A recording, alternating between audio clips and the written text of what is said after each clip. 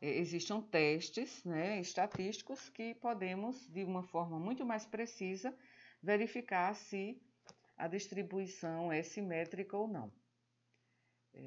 Que podemos mencionar isso na nossa apresentação da estatística inferencial.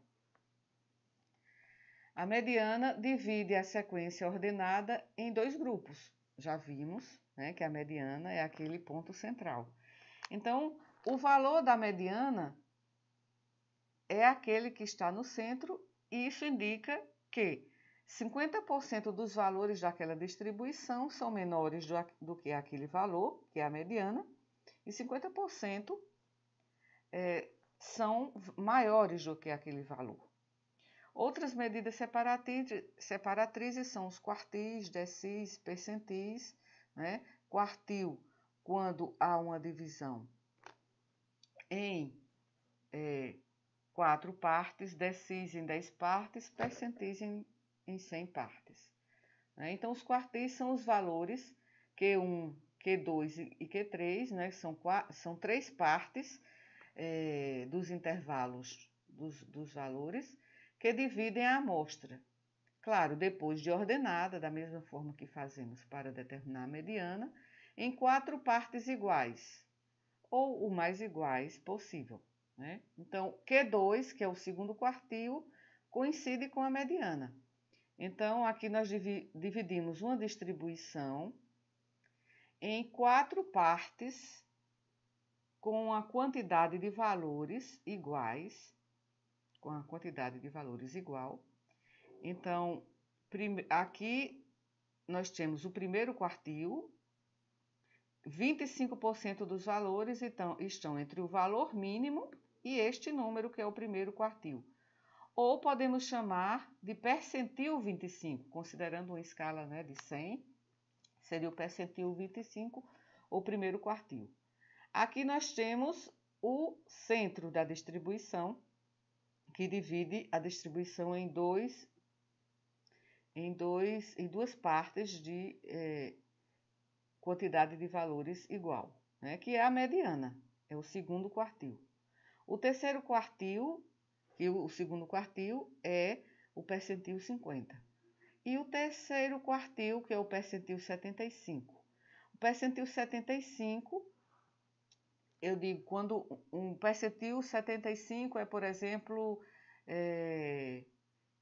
10. Então, significa que 75% dos valores estão abaixo de 10 e 25% dos valores estão acima.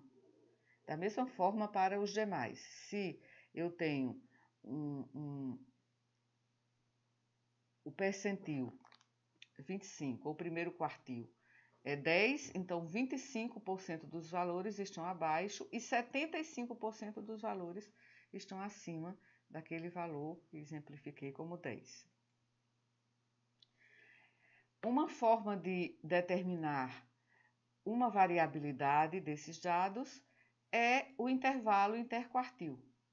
Então, o valor do terceiro quartil menos o valor do primeiro quartil é o intervalo interquartil. E é justamente esse espaço aqui, onde estão concentrados 55% dos valores centrais. Então, desprezando-se os 25% dos valores maiores e 25% dos menores. Esse é o intervalo interquartil, que é uma medida também de dispersão, além de ser uma medida separatriz. Então, veja que os quartis, quintis, também decis, aqui eu não representei os quintis, mas eles são múltiplos dos percentis. Então, quartis e decis, como múltiplos do percentis, basta estabelecer a fórmula de cálculo de percentis. Todas as outras medidas podem ser identificadas como percentis. Né? Então, identifica-se a medida que se pretende obter com o percentil correspondente, calcula-se a porcentagem de n, né, do número, para localizar a posição do percentil na sequência de valores. Em seguida, identifica-se o elemento, qual é o valor que ocupa esta posição na série ordenada de valores. Então, aqui também nos quartis podemos dizer que o primeiro quartil é o percentil 25, o segundo é o percentil 50 e o terceiro quartil é o percentil 75. Aqui alguns exemplos de cálculos de separatrizes, né? Dado uma série de valores, calcular o primeiro percentil. Essa apresentação era para o nosso encontro presencial, em que teríamos um exercício, digamos assim, né? Então, para calcular 25% de 12 valores, aqui tem 12 valores, 12 observações. Então, para saber o percentil 25 ou o primeiro quartil, eu vou calcular 25% de 12. 25% de 12 sobre 100 é 3, né? Porque a fórmula de cálculo é a fórmula de percentis, é 3. Então, o primeiro quartil ou percentil 25 aqui é o que está na terceira posição. 1, 2, 3. Então, é 5. O percentil 25 é 5 dessa distribuição. Então, 25% dos valores da distribuição desses valores, dessa variável, são menores do que 5 e 75% são maiores que 5. Bem, vejamos aqui uma distribuição simétrica. Então, temos todos os valores, né, a distribuição de frequência de todos os valores da nossa distribuição, e aqui nós temos um histograma, que é um gráfico que mostra justamente a distribuição de uma variável. Essa variável é uma variável contínua, é uma variável intervalar. Então, quer dizer, pode ser também, não dá para ver aqui, porque às vezes os gráficos eles não têm os decimais, não estão representados, pode ser uma variável quantitativa, né? Não sei se contínua ou intervalar, né? Se contínua ou discreta. Então, aqui nós temos as frequências de cada um dos valores, representados por estes retângulos. E quando temos pronto o histograma, nós já observamos a organização desses valores numéricos, né, do mais alto para o mais baixo, junto com a contagem ou porcentagens da ocorrência dos valores na distribuição. Então, os valores são colocados aqui na linha horizontal, né, na abscissa, no eixo dos x, com o valor menor à esquerda e o maior à direita, e a vertical, aqui o eixo cartesiano, né, de coordenadas, o eixo vertical indica a contagem das frequências, né, ou o percentual, que é o eixo dos y, né, as ordenadas. Então, é um eixo cartesiano e as distribuições dos valores dos dados são descritas pela sua forma.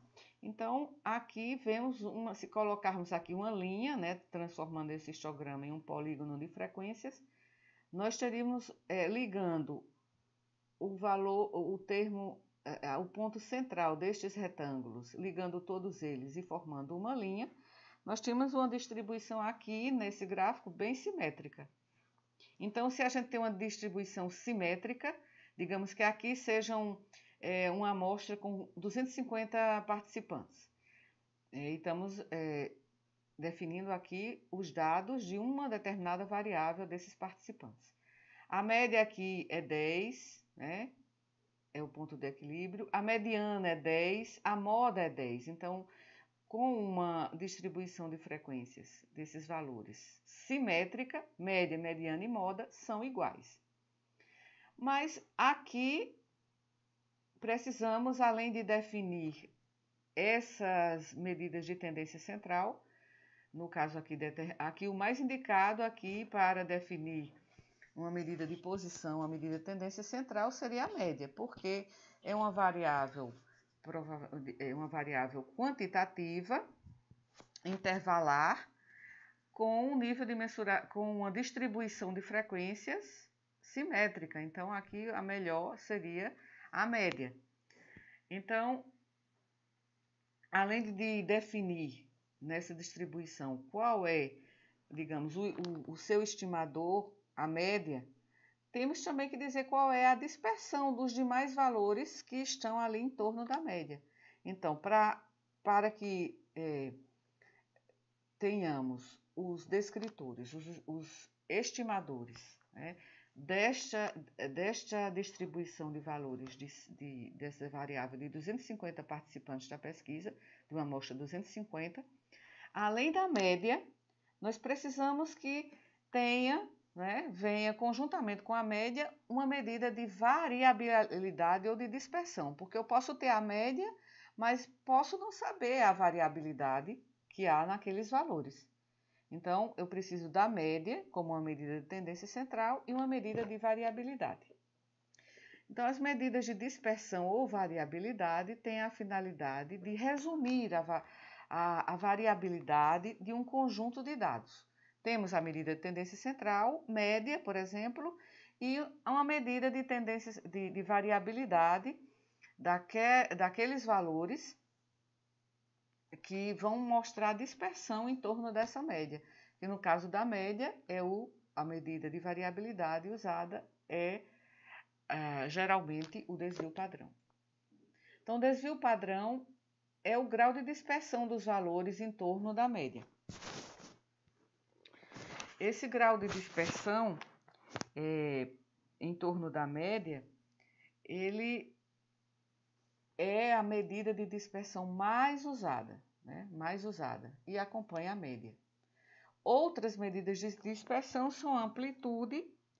A amplitude é uma medida mais, digamos assim, menos elaborada, mais rudimentar, e que é a diferença entre os valores máximo e o valor mínimo.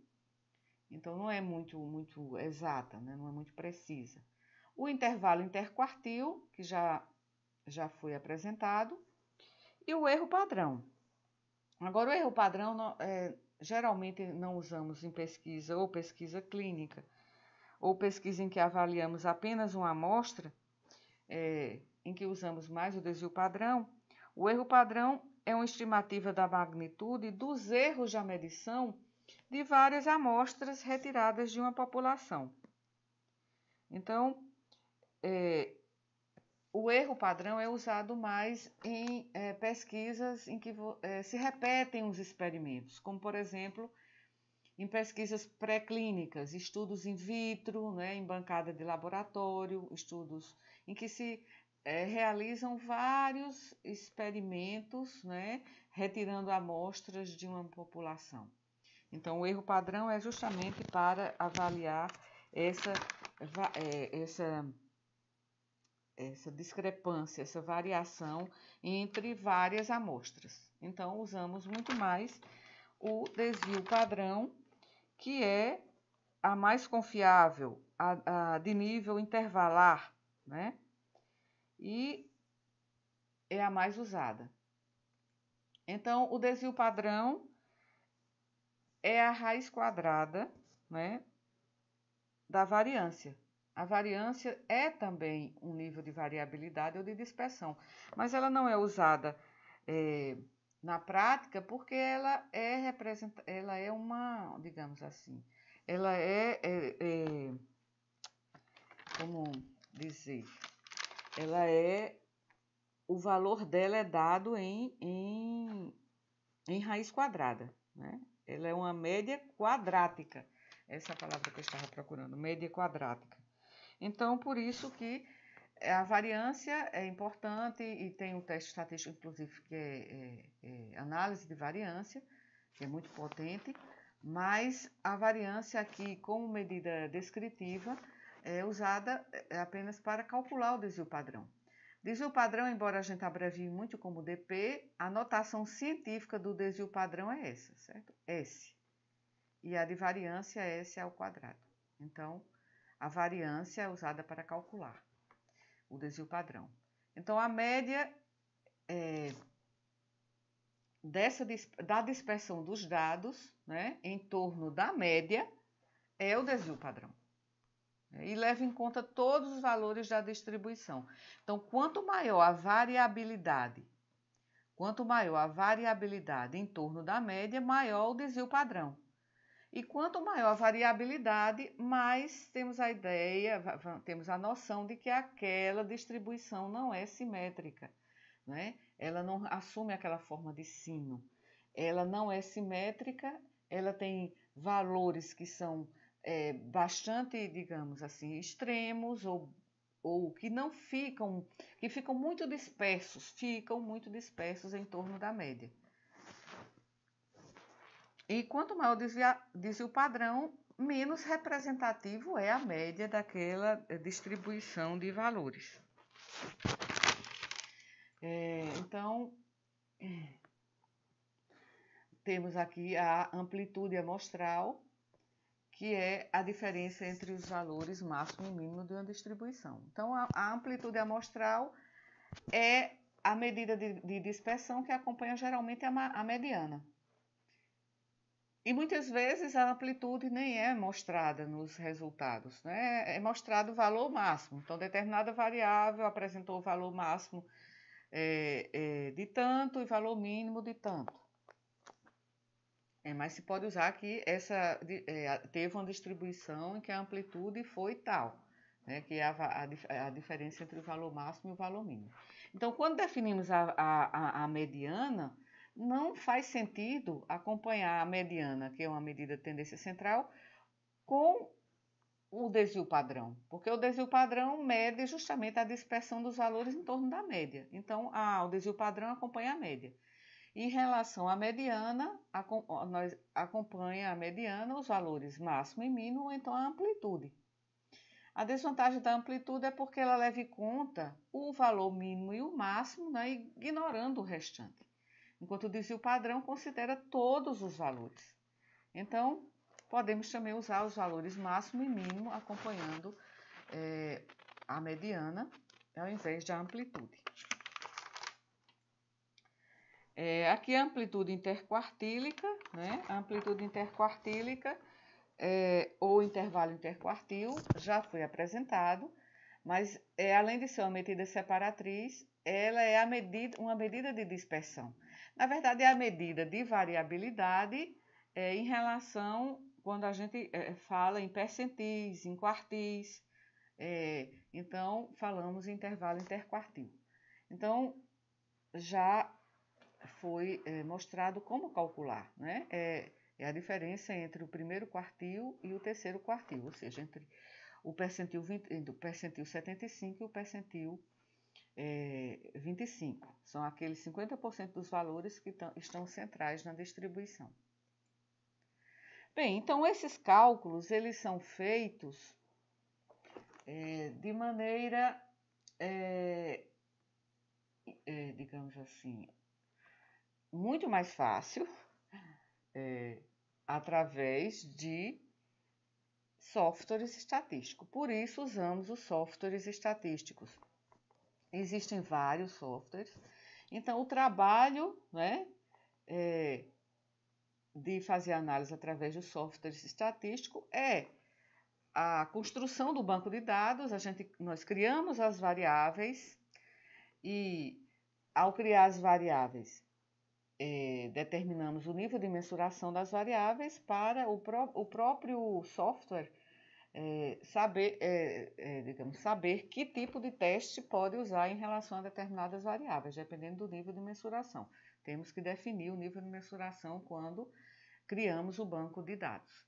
Então, criamos as variáveis, né, as variáveis que ficam aqui nessas colunas, o cabeçalho das colunas, e aqui, depois que criamos todas as variáveis, tanto as variáveis explanatórias, né, as sociodemográficas, como as variáveis que são a variável primária e as outras variáveis secundárias do nosso estudo, nós vamos agora preencher os valores. Coletamos os dados e temos aqueles valores brutos e vamos colocar 1. Então, o participante 1 está aqui. Então, a variável 1, nós vamos colocar o valor daquela determinada variável desse participante 1, dessa unidade observacional 1. e assim por diante. Vamos preencher os valores de todas as variáveis.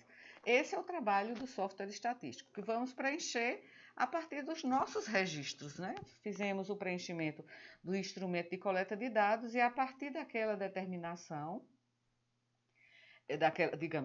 determinação daqueles valores a partir da coleta de dados, então temos esses valores nos nossos questionários, formulários, e aí vamos colocar e preencher aqui esses dados.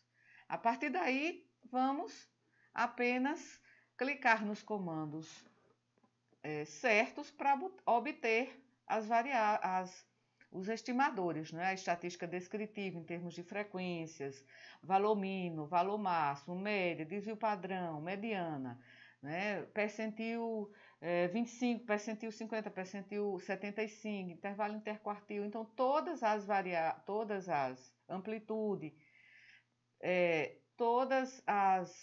os estimadores da estatística descritiva vão ser determinados aqui, através do software de estatística. E também vamos construir, elaborar gráficos, há vários tipos de gráficos, vamos elaborar os gráficos através do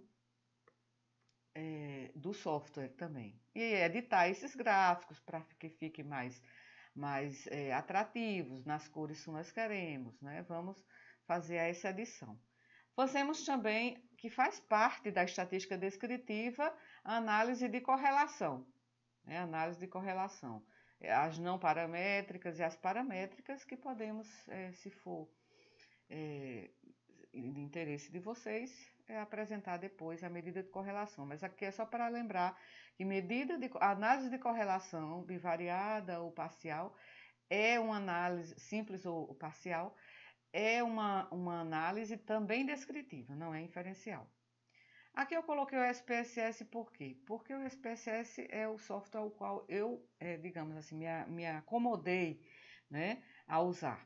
Então, existem outros softwares, esse é um software comercial, né, então é pago, mas há outros softwares, né, como o software EpiInfo, que é do CDC, né, do Centro de Controle de Doenças, ligado à Organização Mundial da Saúde.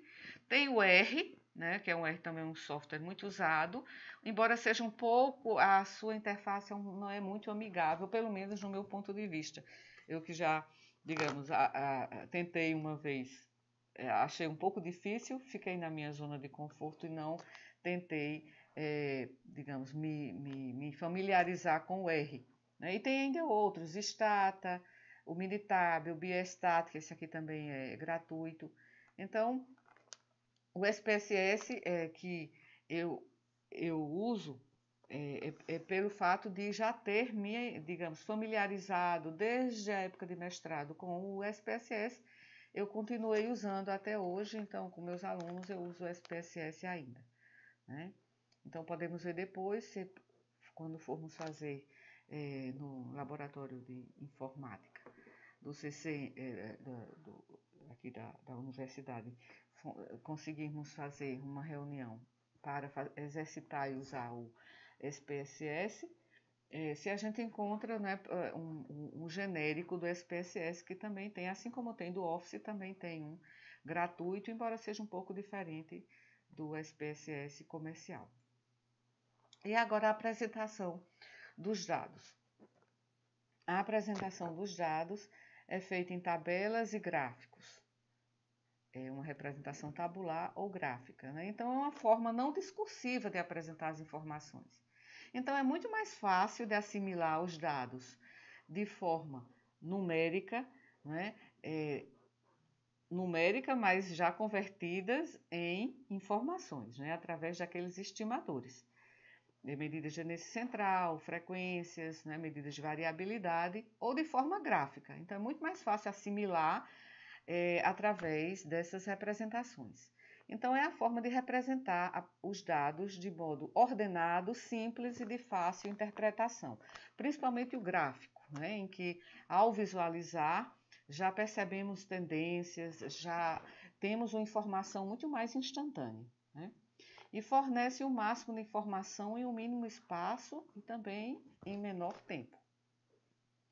Aqui são os elementos, digamos, essenciais de uma tabela. Tem as normas, né, as normas da Associação Brasileira de Normas Técnicas para a elaboração de uma tabela. Então, tem o título da tabela que deve ser completo, por quê? Porque a tabela deve ser autoexplicativa. Então, o título deve contribuir para isso. Então, indica o que contém a tabela. Então, o que contém? O que é que foi observado? Aqui nessa tabela, por exemplo, a classificação do índice de massa corpórea dos participantes dessa pesquisa. Foram 160 pacientes atendidos ambulatorialmente no Hospital Universitário Lauro Vanderlei. Esses pacientes diabéticos, né, foram os participantes da pesquisa, então eu coloco aqui 160 pacientes, N igual a 160, e que variável, além da variável, né, dessa variável da classificação do índice de massa corpórea, que outra variável eu comparei em relação ao índice de massa corpórea? A glicemia capilar e a glicemia venosa. Então, valores de glicemia capilar e venosa nas categorias do índice de massa corpórea, né, que são baixo peso, normal, sobrepeso, os 3 tipos de obesidade e também o valor na amostra total. Então, tem o título, que deve ser completo, alguns até incluem também, além do local, do fato observado e das variáveis, você também inclui o período de coleta de dados, né? Então, às vezes, o título fica muito extenso, então, enxugar um pouco também para que fique mais sucinto, mas desde que não perca, né, a sua propriedade de ser autoexplicativa, a tabela. No corpo da tabela, nós temos as linhas, né, e as colunas. As linhas, tem a linha indicadora do cabeçalho, essas aqui são as linhas, as linhas do cabeçalho, né, que é a parte superior da tabela, e essas linhas, elas indicam o conteúdo das colunas. E a coluna indicadora, que é a parte da tabela que indica, essa coluna indicadora, indica o conteúdo das linhas. E lembrar sempre que é preciso uma nota de rodapé para colocar aqui as abreviações ou as siglas ou os símbolos que contém a tabela. Então, aqui, por exemplo, IMC. IMC eu coloco aqui com uma fonte menor, numa notinha de rodapé, o que significa IMC. E aqui, desvio padrão, a gente costuma colocar DP, embora o símbolo do desvio padrão seja esse, né? Desvio padrão. E também podemos colocar, se esses dados são dados primários, né? Dados que foram coletados em campo. Então, aqui nós colocamos também a fonte dos dados. Então, nesse caso, colocaríamos fonte, 2 pontos. Dados primários da pesquisa. Se os dados forem de outros autores ou forem da Organização Mundial da Saúde, por exemplo, da Organização Mundial do Comércio, né, forem de entidades, então esses dados devem ficar aqui indicados como fonte, né? São dados secundários obtidos a partir de tal, e coloca a referência da fonte. Então, lembrar, aqui já é outra tabela, lembrar que as tabelas, elas têm traços horizontais, né? Mas não têm traços delimitando lateralmente as tabelas, elas são abertas lateralmente. Então, não delimitar as tabelas lateralmente. Então, o corpo deve ser delimitado por, no mínimo, 3 traços horizontais.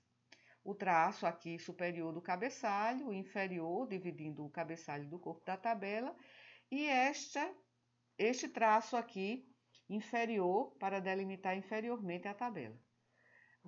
É facultativo o uso de traços verticais para separação das colunas ou separação das linhas, é facultativo, podem ser colocados, né? Mas geralmente as tabelas elas têm apenas esses 3 traços horizontais.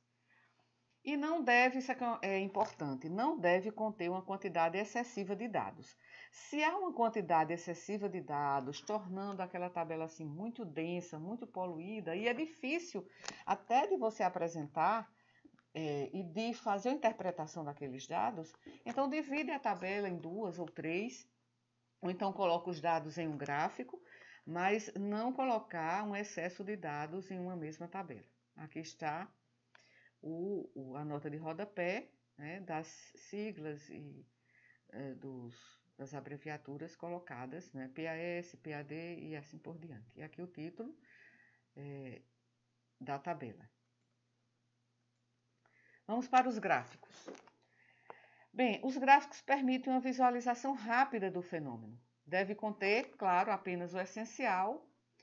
Deve ter um título, assim como tem a tabela, né? E a fonte também, se os dados são originais, são os dados originais da pesquisa, e se são secundários, indicar a fonte. E, se necessário, colocar números e notas explicativas também no rodapé. E o título do gráfico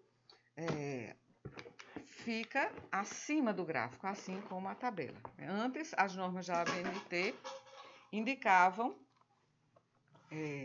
recomendavam que o título do gráfico ficasse abaixo da figura, né? da ilustração, que é chamada de gráfico. Mas agora, na última normatização publicada pela ABNT, o título também fica acima. Embora alguns periódicos, algumas revistas ainda mantenham o título do gráfico abaixo dele. Então, gráficos criativos destacam resultados ou valores mais importantes e asseguram uma melhor interpretação desses resultados. Então, por isso que no software estatístico você pode editar esse gráfico para ele ficar mais atrativo, né, com resultados mais bonitos, né, para uma melhor interpretação. E deve conter informações suficientes para que seja interpretado. Então, assim como as tabelas, eles devem ser autoexplicativos. Então, veja aqui gráficos para variáveis qualitativas, ou seja, variáveis ordinais e nominais. Então, usamos para variáveis qualitativas gráficos em barras, gráficos em colunas e gráficos por setores. Esse aqui é um gráfico em colunas, né, em que os retângulos significam a medida, né? A medida pode ser o percentual, os valores, as médias, as medianas, o que você quiser definir. No caso aqui, estamos falando de variáveis quantitativas, então aqui são frequências, né? Frequências. E aqui, como eu estou vendo decimais, são frequências relativas ou percentuais, né? Então aqui é importante se coloque também o que representa aqui. Ou coloca aqui frequências relativas, que não aparece, frequências relativas ou então percentuais aqui, para se saber que aqui o eixo das ordenadas indica as frequências e que são percentuais. E aqui são as variáveis que estão sendo medidas no eixo das abscissas, né, que são representadas por retângulos. Quando são variáveis separadas, né, elas têm um espaço entre elas. E então o gráfico em colunas também é usado para variáveis, tanto variáveis qualitativas e também para variáveis quantitativas. Só que nas quantitativas, como eu já tinha falado aqui, em médias e medianas, se usam médias ou medianas ao invés de frequências. Porque se formos usar frequências num gráfico assim, converteríamos o gráfico em histograma, né? Já seria um outro gráfico. Então, para variáveis quantitativas, médias, medianas, e para variáveis nominais ou ordinais, para variáveis nominais, frequências absolutas ou relativas, para variáveis ordinais, medianas ou frequências.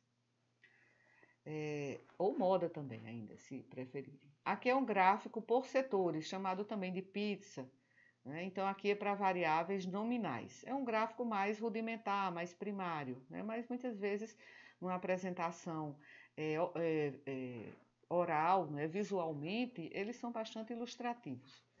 E também no trabalho escrito, muitos pesquisadores usam também a pizza, embora seja mais simples.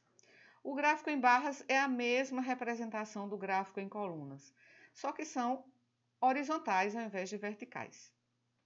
Então, sobre o eixo vertical, constroem-se os retângulos para as diferentes categorias da variável, com largura que seja apropriada e proporcional às respectivas frequências de cada categoria. Então, aqui nós temos no eixo horizontal, aqui nós temos o quê? As frequências, né? Que podem ser absolutas ou relativas. Tem que estar indicado aqui, frequências absolutas ou relativas. Aqui, por exemplo, é o número de nascimentos em 3 hospitais. Hospital A, Hospital B, Hospital C. E aqui as frequências, então, o tamanho desse retângulo vai indicar a magnitude, né, do valor dessa categoria. Da categoria, digamos, Hospital C, Hospital B, Hospital A.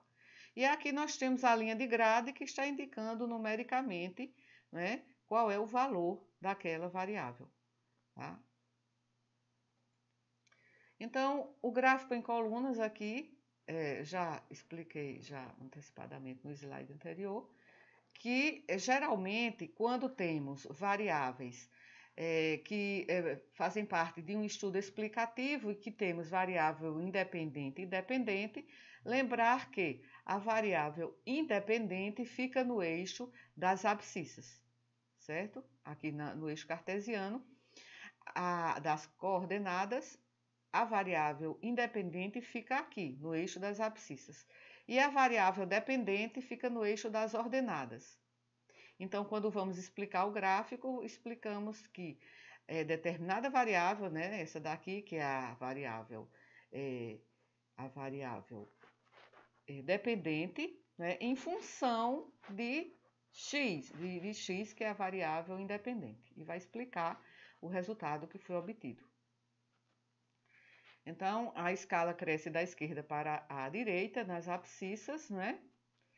E escrita logo abaixo do eixo, e as ordenadas crescem de baixo para cima, e nos dois eixos devem estar identificadas as variáveis que estão ali representadas, né?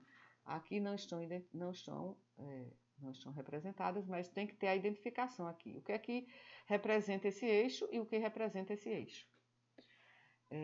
Você pode usar linhas auxiliares, são essas linhas de grade aqui, auxiliares, são opcionais, mas ajudam na leitura do gráfico.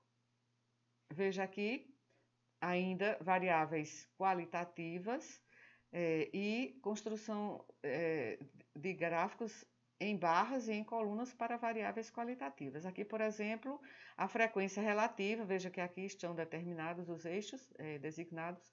Frequência relativa percentual, né, do número de internações em estabelecimentos públicos de um hospital por setor. Setor de clínica médica, de clínica cirúrgica e outros, né? Então, aqui estão. E aqui a frequência relativa. E aqui, designando os setores, aqui nas abscissas, e nas ordenadas as frequências relativas, em gráficos de barras e colunas. Lembrar que podemos também comparar diferentes variáveis, ou seja, o gráfico pode ser multivariável, o gráfico de colunas, em função de 2 ou mais grupos. Então, gráficos multivariáveis. Né?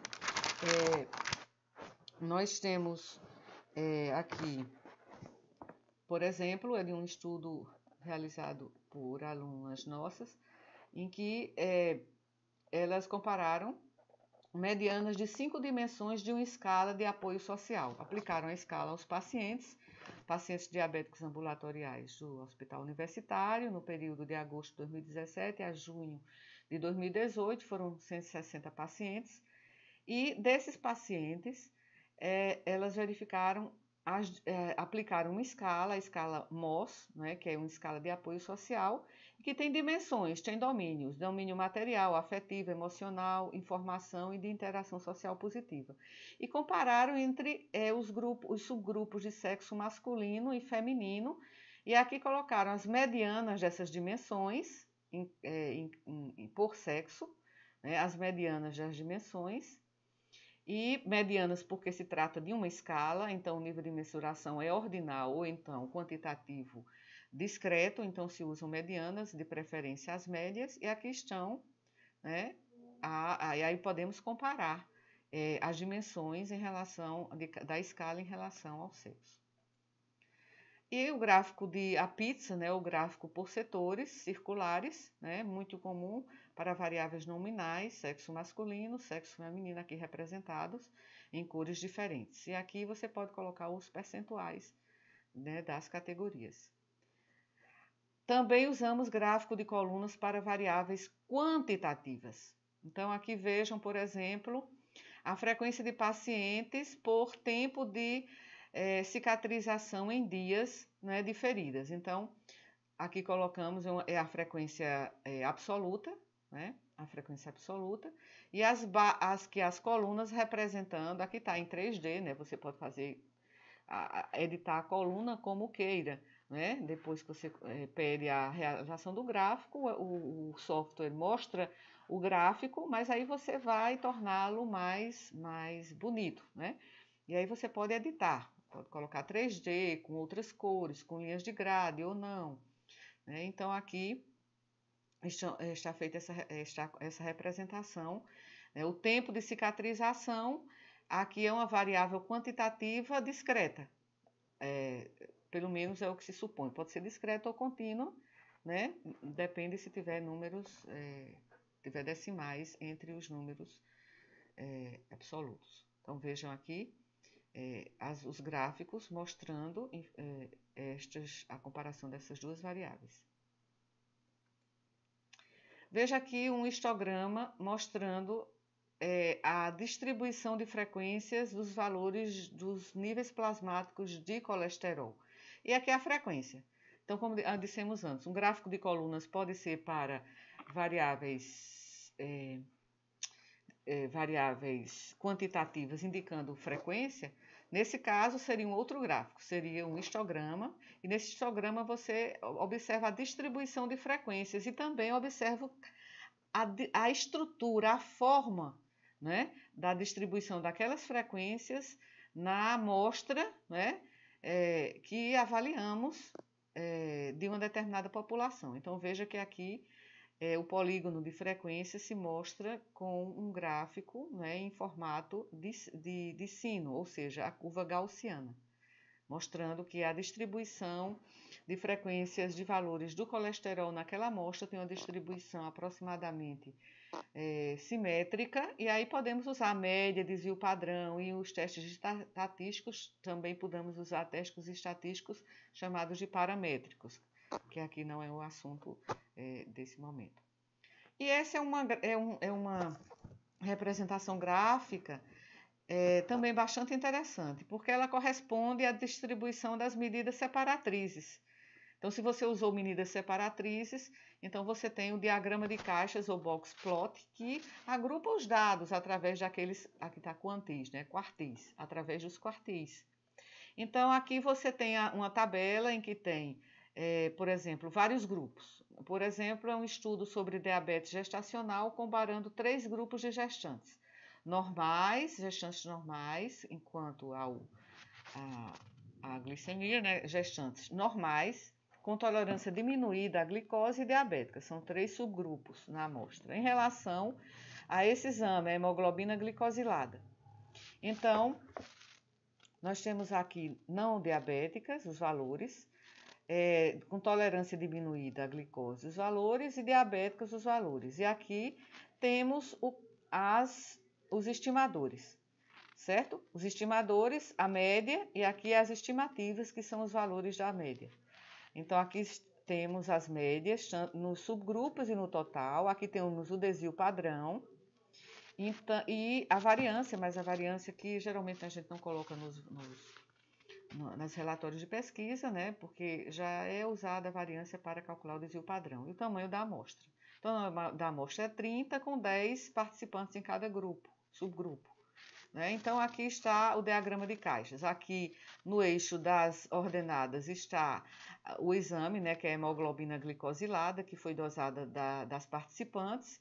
E aqui as categorias, subgrupo de diabéticas, o subgrupo de gestantes normais e tolerância diminuída à glicose. Então, veja aqui a mediana, que é essa linha aqui, que está no centro do intervalo interquartil. Aqui nós temos o percentil 75, a mediana, que é o percentil 50, E aqui o percentil 25 ou o primeiro quartil, que já vimos anteriormente. Aqui só a representação gráfica daquelas medidas separatrizes. Aqui nós temos nas pontas o valor máximo e o valor mínimo. Então veja que esse gráfico mostra muito bem a distribuição das variáveis. Aqui essa distribuição não parece ser muito simétrica. Por quê? Porque a mediana não está centralizada no intervalo interquartil, que é a diferença entre o primeiro quartil aqui embaixo e o terceiro quartil, até a mediana não está centralizada. Então, assim, não pode ser aproximadamente simétrico, através de um histograma poderíamos ver melhor, mas não é, aqui não aparenta ser simétrica. Aqui, no grupo das gestantes normais, então, a mediana ainda é mais desviada, né, para o primeiro quartil, o terceiro quartil, aqui é o percentil 75, o terceiro quartil, então a mediana é mais desviada para o terceiro quartil, percentil 75, né? E aqui o valor mínimo é bem mais curto, né? Esses valores aqui, nós chamamos até a linha que liga até o valor máximo e que liga até o valor mínimo, a partir aqui dos quartis, nós chamamos de bigodes, né? Bigodes da caixa. Então, levando até o valor máximo e aqui levando até o valor mínimo, veja que esse bigode aqui é bem menor do que a distância para o valor máximo. Então, veja que a distribuição aqui já não é tão simétrica. E aqui das gestantes com tolerância diminuída à glicose. Aqui a mediana também desviada um pouco para o percentil 75, né? E já os bigodes já têm uma simetria. Então, aqui representando os subgrupos. Então, a gente já pode comparar visualmente esses valores através desse diagrama de caixas. Aqui deveria ter, aqui não é uma tabela propriamente dita, né? Só como os dados saem no software estatístico, saem assim, mas isso não é uma tabela, exatamente, né? Então, não está organizada como uma tabela, não está elaborada. Então, mas aqui a gente vê os valores, aqui deveria ter a mediana, o valor máximo, o valor mínimo, o intervalo interquartil, né? Porque aqui estão representados estes valores nessa figura. Então, eu acho muito interessante esse gráfico de diagrama de caixas. Eu não falei da interpretação, né? Para não alongar muito, eu acho que esse vídeo já vai ficar bastante longo. Então, além destes valores, né, valor máximo, valor mínimo, terceiro quartil, percentil 75, segundo quartil, ou mediana, primeiro quartil, ou percentil 25, nós temos, além disso, um valor que ficou bem longe, aqueles valores extremos ou aberrantes, que em inglês se chama de outlier, o próprio software chama de outlier. Né? Então, aqui é o valor máximo, mas considerando os outliers, sem considerar os outliers, ou os valores extremos. Certo? Então, aqui são como interpretar o diagrama de caixa. Aqui é muito interessante também essa representação gráfica, que é o gráfico de dispersão. Né?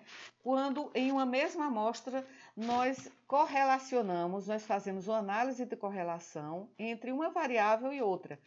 Isso aqui, gente, é também estatística descritiva, que não inclui aqui a parte sobre análise de correlação, justamente porque já vai ficar bastante longa a apresentação, mas podemos tratar isso em outro momento.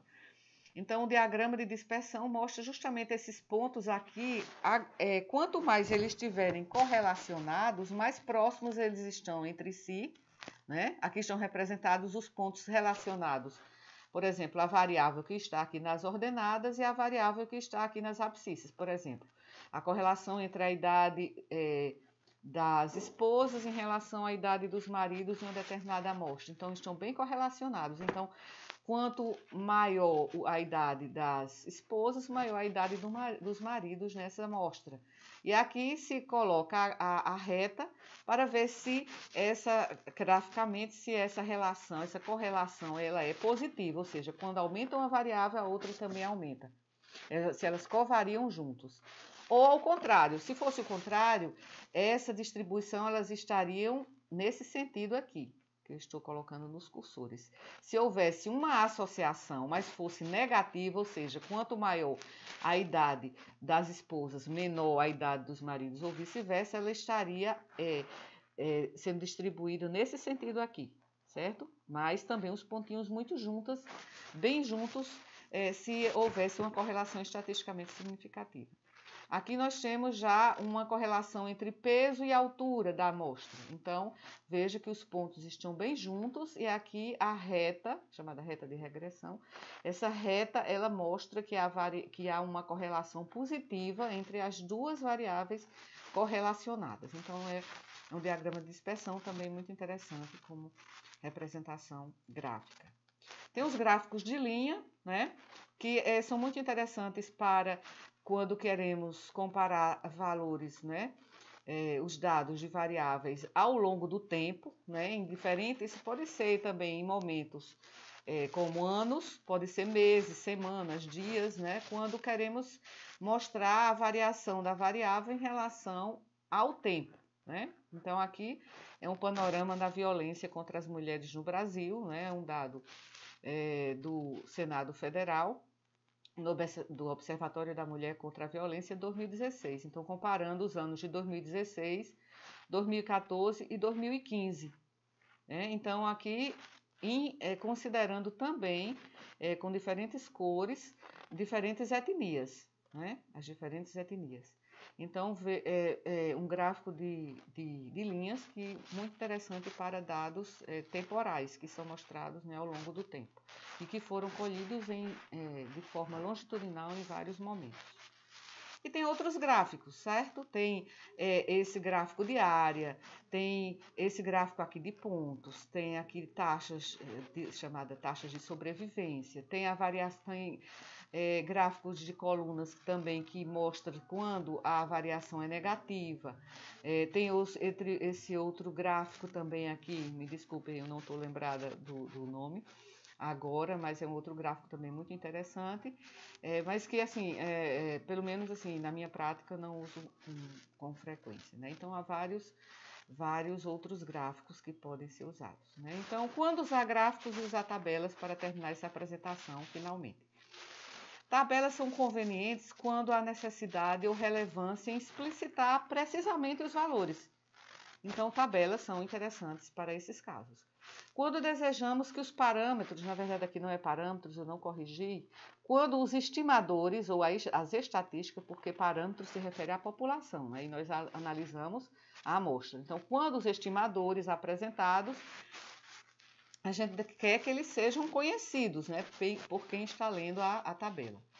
E quando a comparação entre diferentes colunas de uma mesma linha não se correlacionam diretamente com as demais linhas da tabela. Então, é mais interessante usar tabelas. E os gráficos, quando o volume de dados é muito grande, né? Para você não ter aquela tabela super poluída, muito densa, com muitos dados, fica muito mais simples você mostrar aquilo, mostrar os dados em gráficos. Quando também não é relevante apresentar precisamente os valores e quando se deseja avaliar o comportamento de tendências ou relação entre variáveis, né? Então, a apresentação em um único gráfico permite uma rápida comparação, em vez de explicar no texto, ou então em uma tabela ficar com um grande número de dados, a gente explica de forma mais rápida e com menos espaço em um gráfico. Mas lembrar, nós terminamos aqui, lembrar que a gente deve ter o cuidado de não ter redundância entre dados em tabelas e gráficos. Se já colocamos os dados em tabelas, não vamos repetir os mesmos dados em gráficos. Da mesma forma, se tivermos colocado os dados descrevendo no corpo do texto, porque geralmente não descrevemos dados numéricos de forma muito longa no corpo do texto, colocamos esses dados apresentados em tabelas e em figuras, gráficos, né? Mas se acontecer de colocarmos os valores numéricos no corpo do texto, então não repetir em gráficos ou em tabelas, porque fica muito redundante. Então, no corpo do texto, nós vamos apenas indicar que a tabela tal, ela contém isso e mostra isso, né? Mas os números os números assim detalhados estão na tabela, os valores estão na tabela ou no gráfico. Então, terminamos aqui, eu vou verificar ainda se ficou em apenas uma gravação ou se ficou separado em duas, né? Depende do tempo de gravação. Então, até mais, até logo. Espero que tenha. Foi a minha primeira gravação de tela, né? A gravação que eu já tinha tentado antes, mas não tinha conseguido sem esse aplicativo que a Heloísa indicou.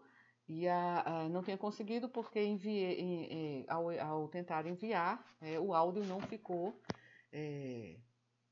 não apareceu o áudio, né? Então agora é a primeira tentativa e espero que tenha dado certo e um abraço a todos.